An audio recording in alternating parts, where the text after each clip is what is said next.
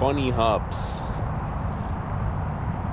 I'm sorry, it's very loud here because I'm next to the free. It doesn't look like I'm next to a freeway, right? But I'm next to a freeway. Anyway, I've been biking in total for like 2 months, right? The first video on this channel is literally the video that the first time I went on a trail with my like rigid 80s bike. I didn't start practicing bunny hops until about a month ago, like December 8th. So that's a bit over a month ago. But I wasn't practicing every day. I practiced maybe 2-3 times a week at most. I saw a lot of videos and I saw a lot of different tips. Okay, I'm gonna wait a bit, shit. No, I saw a lot of videos and I saw a lot of videos and I saw a lot of tips on bunny hops. But not everything helped me because something's just messed with my head, right? Saw other people make videos like how I learned bunny hops in 30 days, and their tips were like more useful. Why? Because they shared their mental process. That's what I'm gonna do right now. I'm gonna share like what happened with me. Okay, so the first thing was the pop.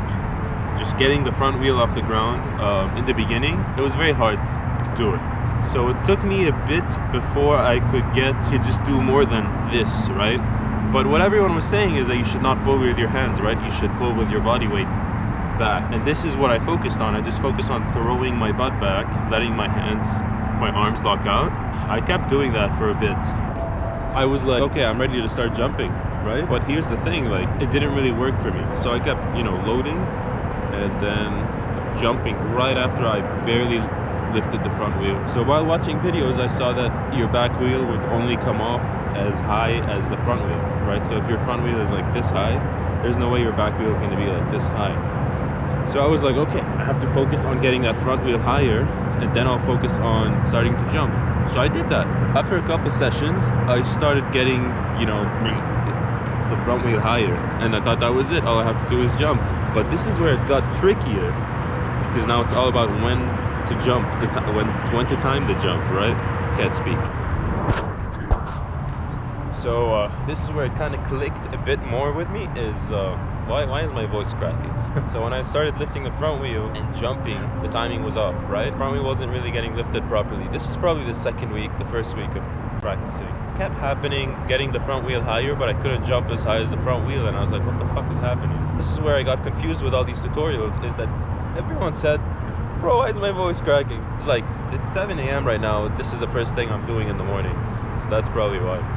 So everyone said that you should load, right? Load your weight on the front suspension and then, you know, shift your weight back. But no one said that you should be loading your legs as well. And my dumbass, like, if no one told me that, why would I do that, right? I started loading the front suspensions and the back at the same time. Kind of load both when I'm before the pop, and at the pop I load the back even more right before the jump. I think this is what started to really help me get that back wheel off floor. By the way, all these tips are my mental process and what helped me. So if I'm saying like bullshit that you don't believe, you don't have to believe me, because I've literally been biking less than, I don't know, man, I've been basically biking a very short time. So if I'm saying shit that's wrong, I'm sorry.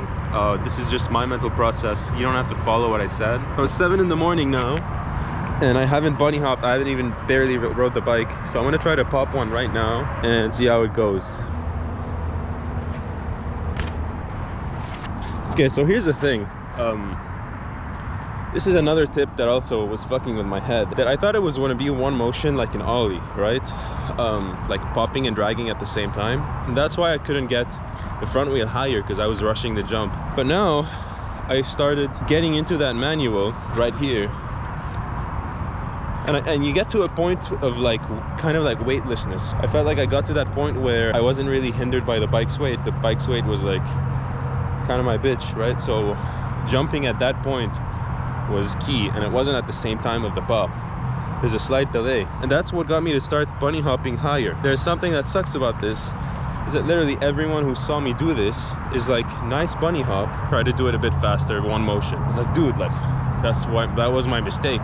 So what gives? This is my current process right now. I'm trying to do that. So that first trash bunny hop that you saw, you can see the delay, right? But this is the only way I can bunny hop now. But with this technique, I was able to start going up curbs, going down curbs, no problem, because of the delay.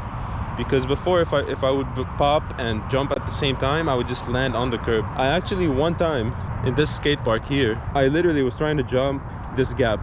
No, not what you think. I was trying to jump this part, right? And I jumped from here, my back wheel landed here, and my tube literally exploded just doing this shit. Look at this. I can probably jump all this gap now with enough speed because of that recent development. Final tip that made my bunny hops better is the pop itself, the loading on the back wheel. Here's something that mentally helped me drive the bike up.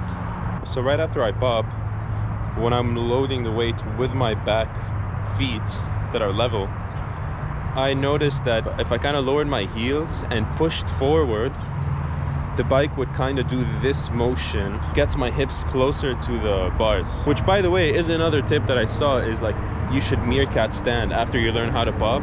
You should start meerkat standing. And I was like, what the fuck is meerkat standing, right? But when I saw it, it made sense. I couldn't really do it with speed though. I couldn't do it with popping enough and jumping enough. And with enough repetitions, it started coming along better. But I didn't really focus on it too much. I didn't spend too much time on practicing that. I practiced more the actual jump.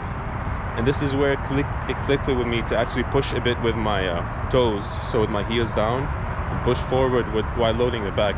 Listen, if this is stuff I shouldn't be doing, let me know, right? I'm not gonna be like, I'm mad. Like, I don't care. But this is what it's helping me, right? My bunny hops are not as high as they could be, because I'm not practicing enough. I'm sure if I practice enough, I can get them higher. The last video I said that I'm not going to be posting for a month, but I'm filming this the day before the surgery, so by the time you watch this, I probably like had the surgery already. So this is going to be like the last time I can bike, so that's why I went out early and tried to get some practice in.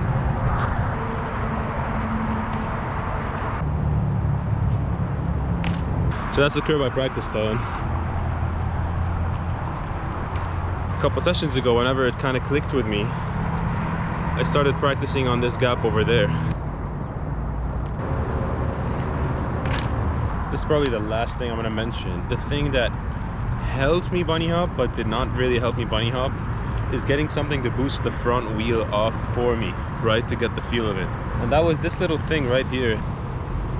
Basically trying to pop, my back wheel wouldn't touch this, and that was the first time I got a decently high bunny hop, because I had the assistance of something pushing that front wheel up. I didn't have the technique yet to pull it up. So if you can't find something that pushes this up for you, it would help with the feel, but not with much else, I believe. But it could be a good thing for you. Anyway, I think that's it for my tip. If you have some tips for me, just let me know.